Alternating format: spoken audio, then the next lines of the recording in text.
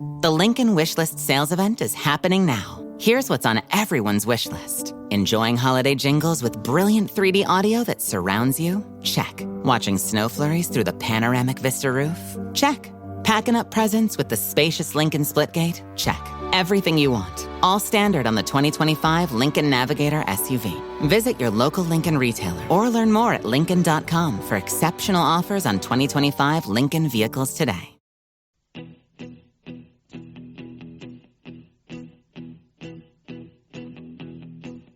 When I wake up, well, I know I'm gonna be the man who wakes up next to you.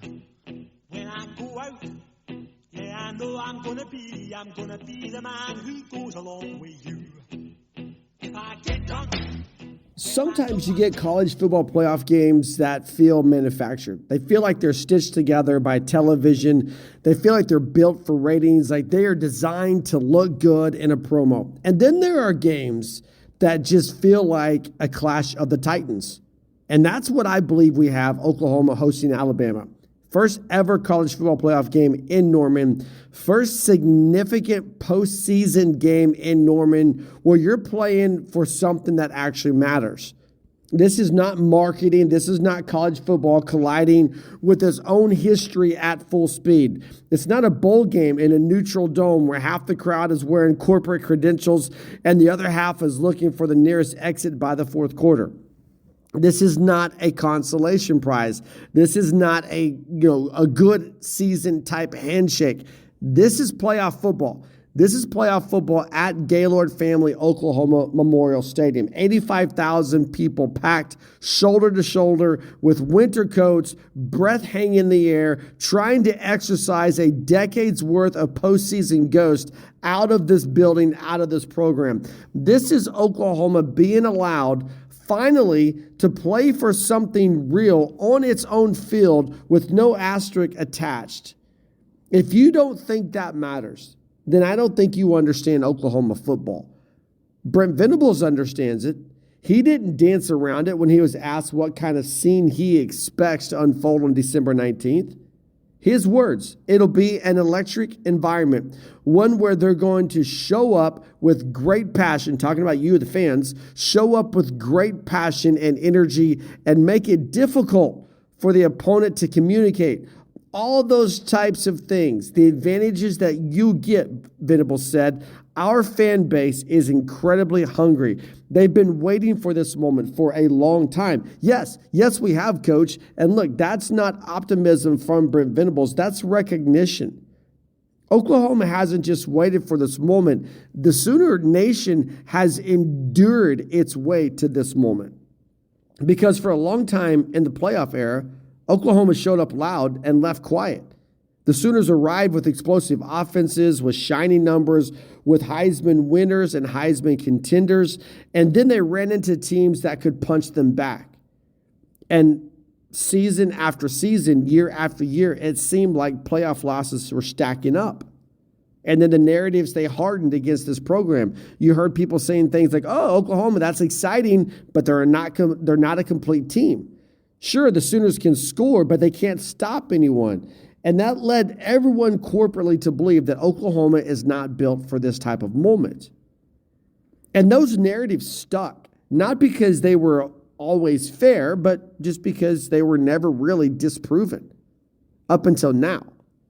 Because this Oklahoma team, it doesn't need to win a football game by a final score of 45-42. Probably doesn't even want to. And that's what makes this version of Sooner football dangerous. This team enters the college football playoff as the number 9 defense in the country.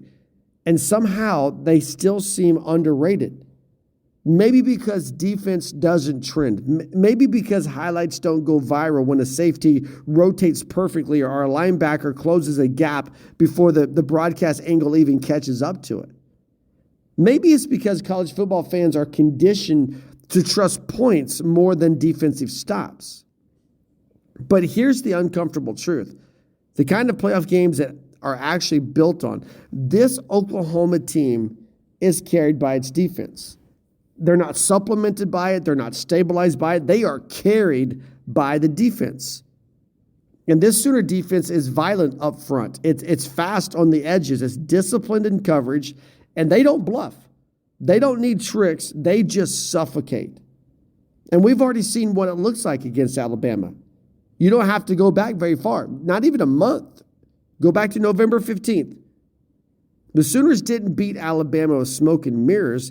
They beat them with force. You got a 23-21 decision that was built on an interception return by Eli Bowen, a strip sack from Taylor Wine, and the kind of plays that they don't happen by accident. Oklahoma's offense did enough in that game, and the defense finished the job. Alabama took notice of that. Kellen DeBoer, he didn't offer polite coach speak after that game. He didn't shrug it off. He acknowledged reality. Here's his quote. You create your own breaks by playing hard and playing smart and playing fast, and that's certainly what Coach Venables has with his team. DeBoer goes on to say this, and the defense, one of the best in the country. That's not flattery. That was professional respect. That's the kind of comment you make when you know that you're beaten straight up. Not out-schemed for a night or for a moment, not caught looking ahead, but physically handled. And Alabama knows exactly what kind of noise it's walking into. Because this time, the game's not in Tuscaloosa. It's not on neutral ground. This is Norman. This is December. This is something that Sooner Nation has never experienced before. Now, let's be honest, because honesty isn't, this is what college football playoff, it demands it of us. And we know this. This is not a secret in Sooner Nation. Oklahoma's offense is not elite, not even close. Oklahoma's offense ranked 79th nationally, which is another way of saying this defense has been dragging a boulder uphill since September. John Mateer not looked the same since injuring his right thumb against Auburn. Before the injury, he was throwing, 300-yard games were the regular. After it, the numbers dropped by more than 100 per game. And again, Venables is not a guy to sugarcoat things. We need, offensively, he says, to get back the rhythm and the cadence that we had earlier in the year. But here's the thing. When the offense flickers, the ceiling is still there. Think about the 87-yard touchdown to Isaiah Satania against Missouri. That wasn't just a highlight. It was a reminder of what they are capable of. 318 yards against LSU a week later. That wasn't a fluke. That was proof that there is still life within this offense. And the offense doesn't need to be beautiful because of the way this defense plays, but the offense does need to be functional. Because here in the playoff, ugly wins, they count exactly the same as a masterpiece. And if you think Alabama is some unstoppable juggernaut right now, take another look. They just lost 28-7 to Georgia in the SEC champion. They rushed for negative yards. Their quarterback spent the night running for his life. This is a team that's bruised both physically and mentally. But keep this in mind also, that desperation is dangerous. That combination either creates legends or it ends seasons. And Oklahoma, they've already beaten Alabama once. Now, that doesn't make this easier, but it does make it heavier because Alabama, they're going to adjust. They're going to bring everything. They're not going to underestimate Oklahoma again. And again, go back to what Brent Venables said. This is a guy that's not flinching when asked about expectations or fear. Venables says, I know a lot of teams were hoping to play Oklahoma. Our team believes we have everything we need to win a championship. It's going to be electric. This, not bravado, all right? This is certainty. This is a coach who knows exactly what he has, and what he has is a defense that can control a game. The single most valuable asset a playoff team could have is defense. And in this playoff full of fireworks, Brent Venables has the best defense. And the timing of this moment, it couldn't be more. I mean, they couldn't be better if college football tried to make it that way. This game collides with finals week. It bumps into graduation. It turns this campus into organized chaos. OU confirmed that they're going to have the commencement as scheduled. Exams will adjust. Life will adapt. They've already said they're going to cancel classes that day. There isn't a better metaphor for modern college athletics other than this: chaos with receipts. I've seen it. You've seen it. This is going to be crazy on this campus. Students are going to walk across the stage the day after Alabama walks into town. You can say you've got one future colliding with another. And make no mistake about this. This isn't the Oklahoma you may remember from previous playoff appearances. This isn't a team built on flash and speed alone. This isn't an offense-first identity hoping to outscore someone. This Oklahoma version hits you in the mouth and dares you to keep swinging back at them. 4 straight wins to close out the regular season. 3 wins over ranked teams. One of the loudest, harshest schedules in the country. 7 wins over top 32 FPI opponents in 2025. That doesn't happen by accident. That's foundation. This team wasn't lucky just to get here. It earned its place through attrition, through taking better teams into dark alleys and just refusing to let them leave. On December 19th, Oklahoma walks into a game where they know exactly who they are. And Alabama knows who they are as well. And this is a team that's, I believe, in the Tide, that's still searching for itself. Now, if you're waiting on Oklahoma's offense to carry the team, you've missed the point entirely. The defense has already done that, and they will continue to do that. And when playoff football becomes real, it becomes cold, it becomes loud, it becomes unforgiving. That's the side of the ball that survives, the defense. So this isn't a manufactured moment. This is a moment that has been coming, and it has finally arrived. Not only that, it has arrived here in Norman, Oklahoma. This is the Sooner Nation Podcast. From writer-director Ryan Johnson. The Holy Grail. A perfectly impossible crime. Wake Up Dead Man has critics singing its praises. God help me. Anything else? It's a deliciously entertaining mystery. That's nice. It's certified fresh. It's a miracle. Okay, you're freaking me out now. It's the best Knives Out movie yet. This case is solvable, right? Oh, you'll see. It's fun. Wake Up Dead Man, a Knives Out mystery starring Daniel Craig. Now playing on Netflix. Adobe Acrobat Studio, so brand new. Show me all the things PDFs can do. Do your work with ease and speed. PDF Spaces is all you need. Do hours of research in an instant with key insights from an AI assistant. Pick a template with a click. Now your prezzo looks super slick. Close that deal? Yeah, you won. Do that, doing that, did that, done. Now you can do that with Acrobat. Now you can do that with the all-new Acrobat. It's time to do your best work with the all-new Adobe Acrobat Studio. Want to take a quick moment to thank you for listening to the Sooner Nation podcast. Thank you for following us online, heartland-sports.com. Thank you for checking us out on Facebook. 16,000 followers and growing on Facebook. Do us a favor. If you like the podcast and you want to keep listening to it, hit the like button. Give us a good rating. Thank you so much for subscribing, whether you're catching us on YouTube, iTunes. iTunes isn't a thing anymore, but Apple Podcasts are. Wherever you're finding us, thanks so much. So, college football playoff. Get ready to start this Friday night, Oklahoma, Alabama, the first game of the playoff, the 12-team playoff, you know.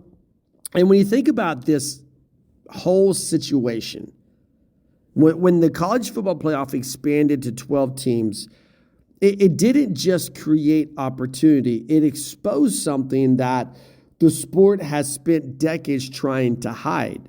And that's this right here, that most teams don't actually have a championship shot, right? Like we all like to pretend that they do. The fans especially. The media likes to drive those narratives. Administrators, they like the money that comes their way. But when you look at the expanded playoff, what it did is it didn't break college football. It removed a filter, right? And you look at the reaction to James Madison and Tulane being included. What happens is it tells you everything you need to know. Not because these are bad teams, not because they don't belong, but because their presence makes powerful people uncomfortable. Because for years, access to the playoff wasn't about merit.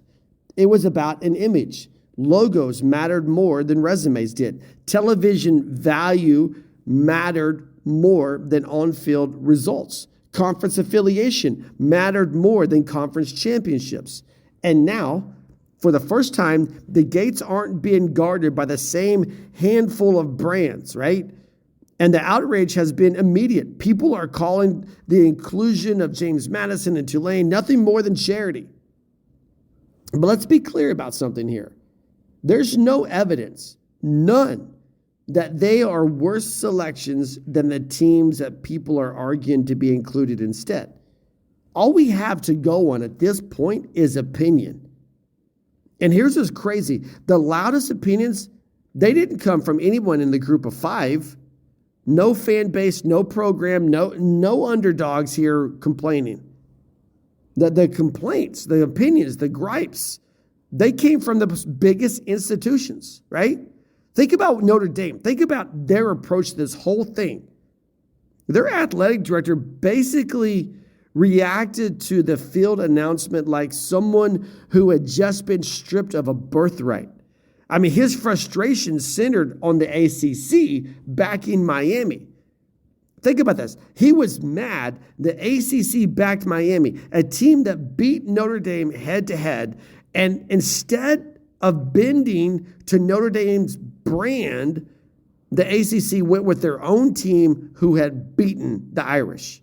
I mean, the implication here was obvious, right? Head-to-head matchups, those results, they matter until they don't. Conference alignment matters until it's inconvenient, right? Because apparently football games stop counting when they threaten the prestige of independence.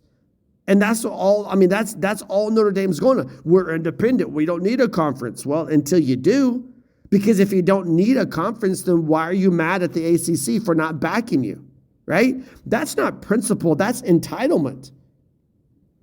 And think about Steve Sarkisian. Think about Texas, right? He goes with a different version, but the same argument. He publicly says that leaving out his 3-loss Texas team would be a disservice to the sport. Now, that sounds noble on the surface, but it's not. Coaches don't fight for justice. They fight for access. They fight for revenue. They fight for leverage. And fan bases eat those talking points. They eat them up. Why? Because that's what fan bases do. But here's what never gets said out loud. The teams that are, quote, being snubbed, they don't actually look like contenders here either. Notre Dame already lost twice to teams in this playoff field. Texas has 2 losses to the 2025 playoff teams, and then the catastrophic loss to Florida. Those aren't championship resumes. Those are hopeful portfolios, right? Calling James Madison or Tulane unworthy assumes that Notre Dame or Texas, that somehow they're different, but they're not. They're just wearing better uniforms. If this argument really is which of these teams can win a national championship, the honest answer, it's not Notre Dame and it's not Texas. It's probably in this whole field 2 teams, maybe 3 total. The sport just hates admitting that in reality. Is James Madison likely to get pummeled by Oregon? Yes, they are. Does Tulane probably lose to Ole Miss? Probably so. But here's the uncomfortable truth nobody wants to own up. Notre Dame's probably not getting past Texas A&M or Miami because we've already seen that play out. Texas, they're not going to survive another date with Georgia or Ohio State. We've seen that play out. Most of this bracket, most of this 12-team playoff is nothing more than filler. It's bonus football for a fan base that wanted bonus football. And that's not a new problem. It's visible now. Every playoff and every sport works this way. The NBA, they hand out sacrificial lambs every spring, right? The NFL's wild card weekend is basically a festival of mismatches. Major League Baseball includes teams every year that nobody genuinely believes can survive October. College football wanted this. The fans begged for it. They asked for expanded access, more games, more stories, more chaos. Now they have it, and suddenly everyone's shocked that not every game here is going to be elite theater. But last year proved the math. The number 9, the number 10, the number 11, and the number 12 seeds, they all lost their opening round games by an average of 19 points, I might add. SMU, the number 11 seed, they lost 38-10. That's not a warning, that is confirmation.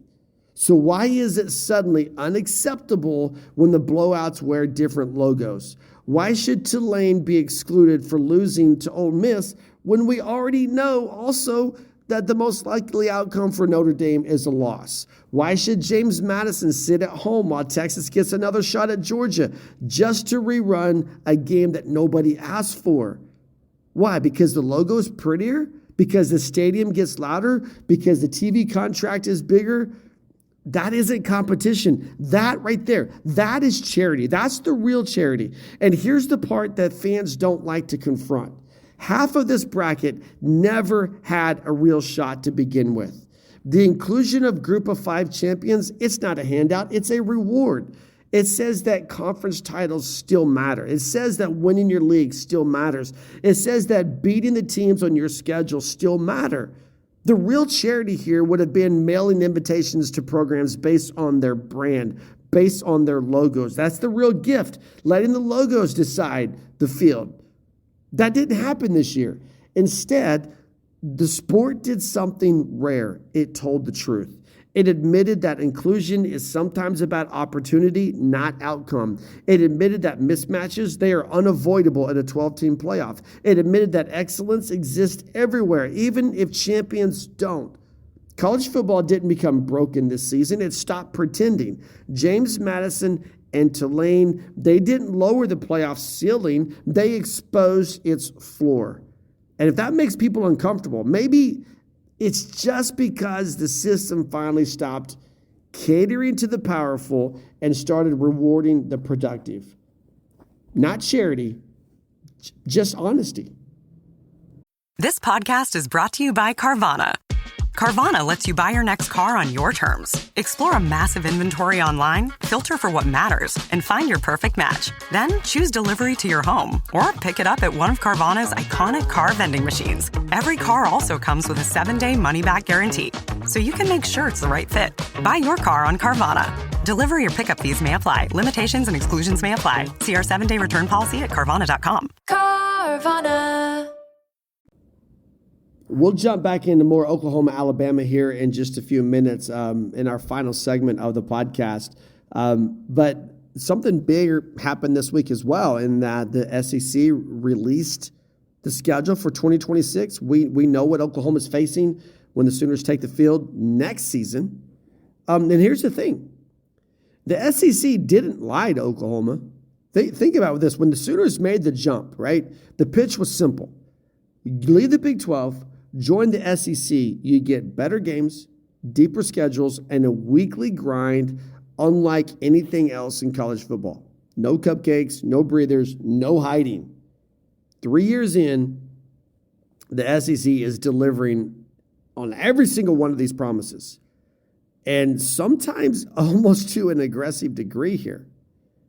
And now that Oklahoma's 2026 schedule is out, one thing becomes immediately clear. This league, it still has no interest in easing one of its newest members into anything. This is the first season of the 9-game conference schedule for the SEC. And for Oklahoma, it feels less like a slate and more like just a 3-month stress test. You got blue blood matchups, you got coaching instability, you got hostile road environments, you got long stretches where the margin for error basically is non-existent. And yet this is exactly what Oklahoma signed up for. Let's start with September, because honestly, that month alone could probably define Oklahoma's season. Sure, yeah, Oklahoma opens up at home against UTEP. That's the easy part. But starting in week 2, the schedule turns into something that we haven't seen, I don't think, in decades in Norman. The Sooners are going to travel to Michigan. Now, we know what's happening in Michigan. It's honestly tragic, okay?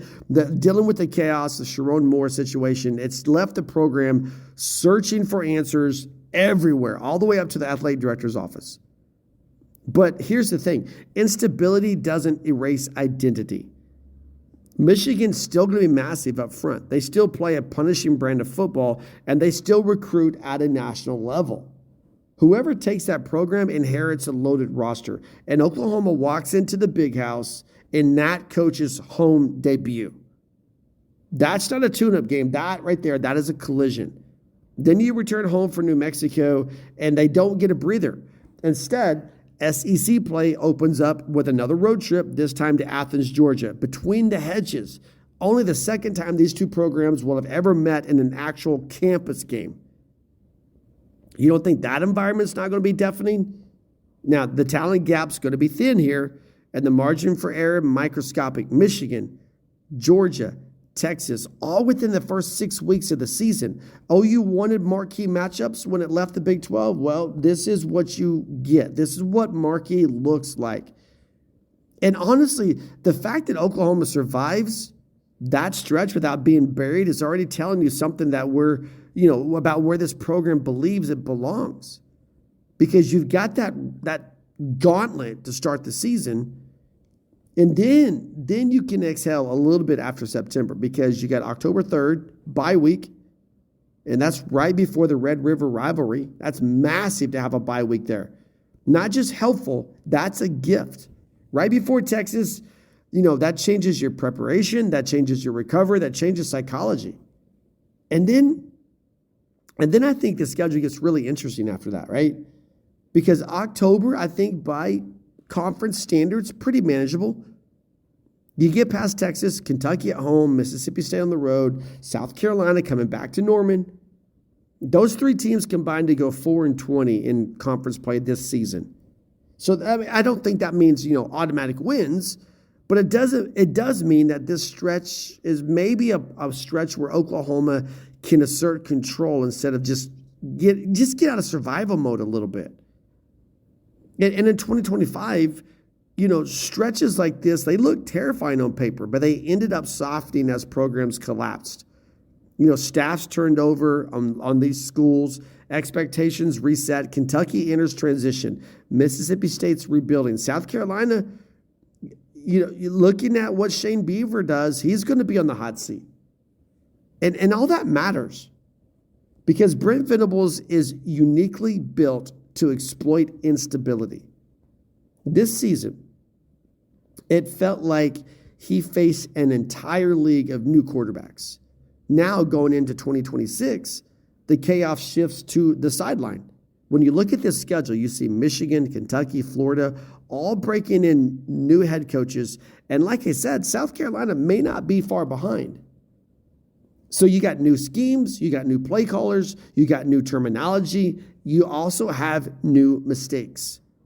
And Brent Venables, his defense, they live on mistakes. Teams in year one under new coaches rarely play clean football, especially against disciplined veteran defenses like the one that Brent Venables is going to be toting around the country in 2026. Year one teams, they miss assignments. They blow protections. They communicate poorly, especially on the road in loud stadiums. And that's where this Venables system becomes suffocating. Think back what that quote from Kellen DeBoer I said in the first segment. What DeBoer says about Oklahoma: you create your own breaks by playing hard and playing smart and playing fast, and that's certainly what Coach Venables has with his team. He goes on to say that this defense, one of the best in the country, they're going to be good again next year. This isn't flattery. This is acknowledgement. And if the defense remains anywhere near what we see in 2025, Oklahoma can feast during this midseason stretch. If September is about survival, October is going to be about stability. Then you get to November because, of course it does, right? November decides championships. They open the month at Florida in the first true regular season matchup between these two programs. Yep, another rebuilding program. But no, that doesn't make the Swamp any less friendly. Just ask Texas how that goes. Any team that walks out of Gainesville with a win, they've earned it. After that, Norman's going to become the center of the SEC universe for 2 straight weeks because you got Ole Miss, Texas A&M coming to Norman. Back-to-back home games against programs that are currently playing in the college football playoff. Both of these programs are excelling in recruiting. Both have rosters designed to stress defenses horizontally and vertically. Both have the mindset that a road win in Norman is gold on a resume. Those will not be easy weekends in Norman. But then you go Thanksgiving weekend, guess what? Back to Missouri. So quietly, one of the most complete programs in the conference when healthy.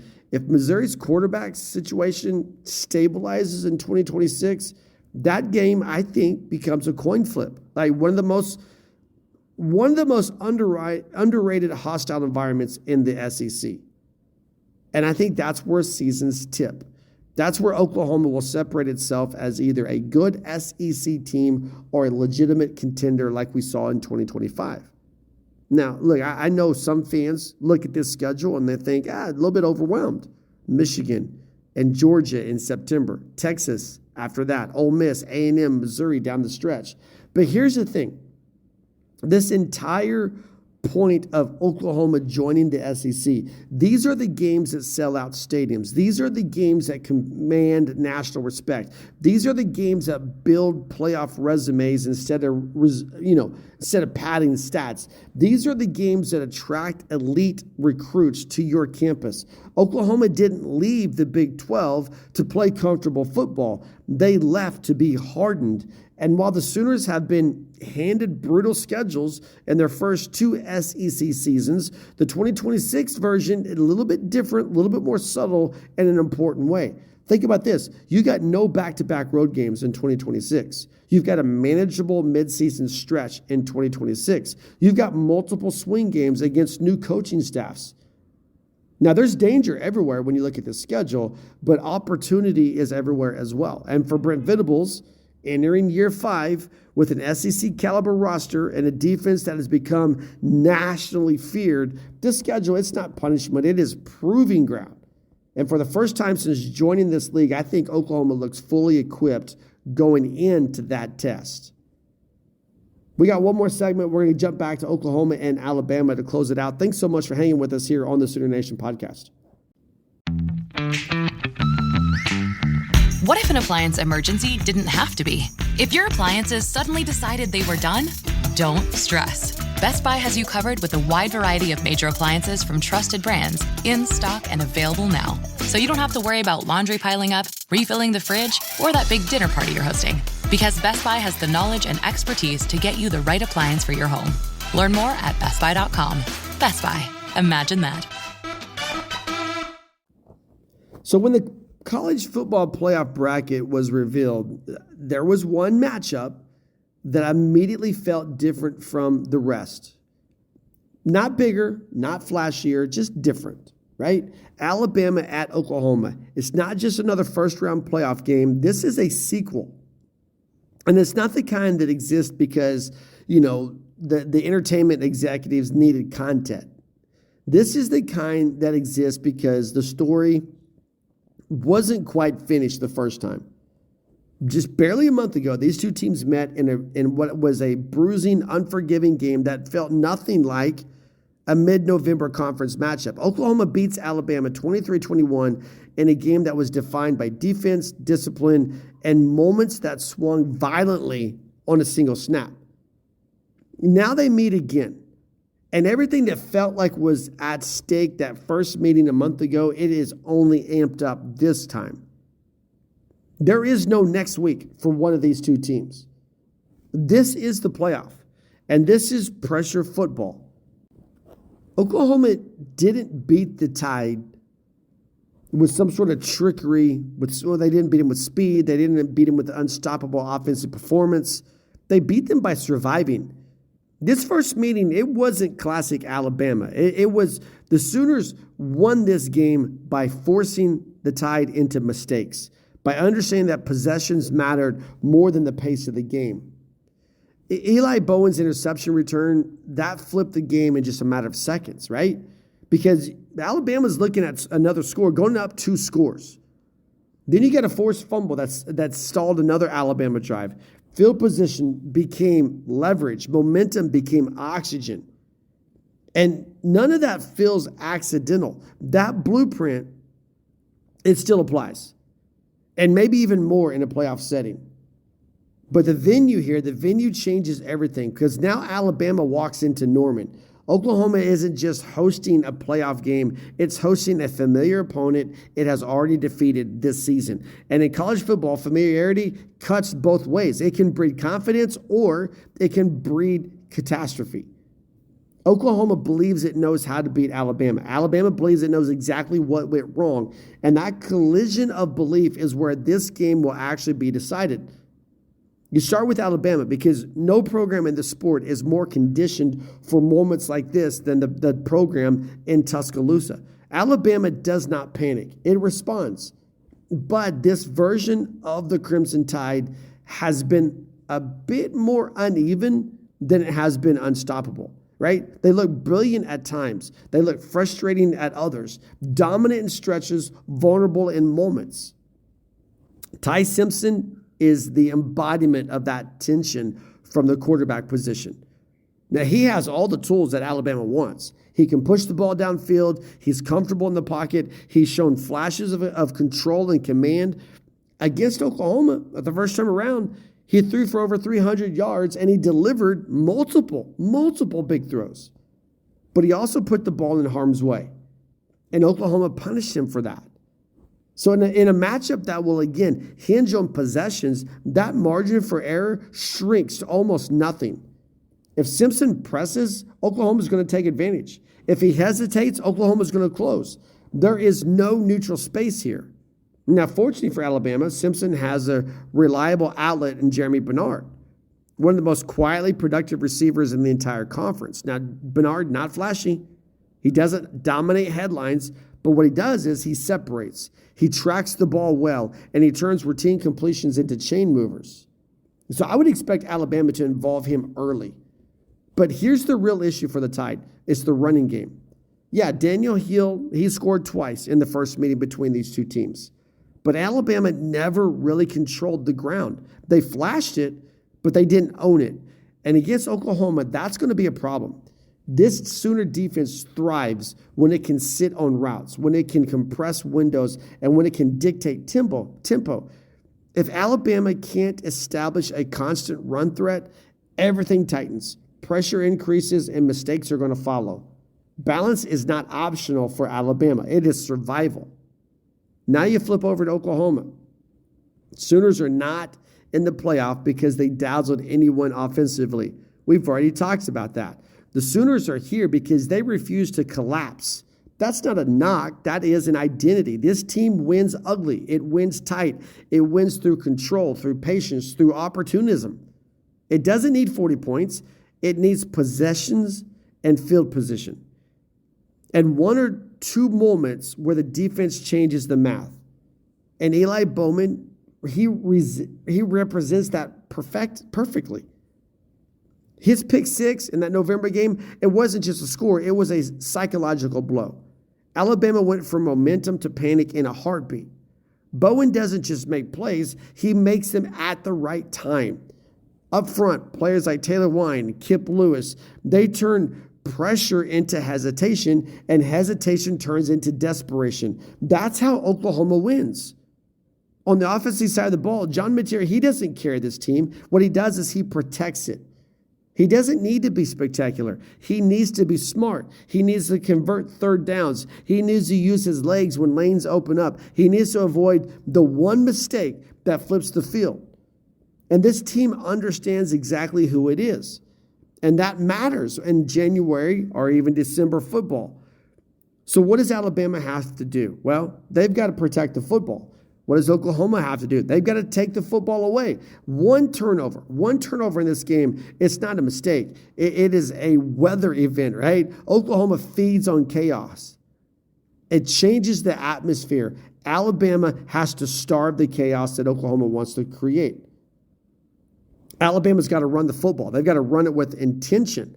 Oklahoma's got to shut them down. We're not talking about for highlight reels. We're talking about for control. We're talking about for balance. We're talking about for survival. Those are the reason that Alabama needs to run the football. If Alabama can stay balanced, it can dictate the tempo. If it can't, this game turns into a knife fight. And Oklahoma, they love those type of games. I think the third thing Alabama has to do is they've got to attack downfield early, but they've got to be deliberate.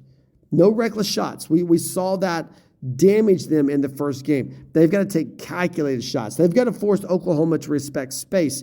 They got to keep the safeties honest. They've got to create breathing room. Alabama needs oxygen. Now, if you're Oklahoma, this game is about pressure. It's not about pride. The Sooners cannot assume that the first win guarantees a second. Alabama is not a program that forgets. They will arrive with corrections, with counters, and with urgency. Oklahoma must again win the turnover battle. Not by chance, but by force. They've got to disguise coverage. They've got to collapse the pocket without opening lanes. They've got to force Ty Simpson to process just a half a second longer than what he wants to. Offensively, the Sooners can't shrink, right? You can't play this game not to lose. Doing that will lose this game.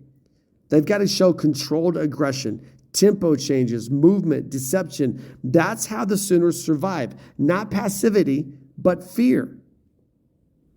So what decides this game? Not talent. Both teams have it. This game will be decided by refusal. Who refuses to blink? Who refuses to force a throw? Who refuses to lean on reputation instead of preparation? If Alabama turns the ball over, Oklahoma wins.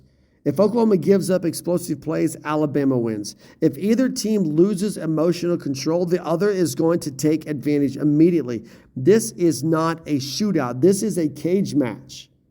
And the final thought is this. This playoff game, it's not about whether Oklahoma belongs. That question has already been answered. This is about whether Alabama still does belong. And that answer won't come from history or from headlines or recruiting rankings. It's going to come from every snap inside this stadium on Friday night. Every snap. We've seen this movie once. And we want to see it end differently. If you're an Alabama fan, if you're a Sooner fan, you want to see it in the exact same way the second time around. The scoreboard is going to tell part of the story. But what it's not going to show is the pressure behind every decision and legacy behind every mistake. We got more coming this week on this game. Check us out online, heartland-sports.com. Make sure to follow us and subscribe to the podcast. Check us out on Facebook. Join our community, over 16,000 strong. Have a great weekend.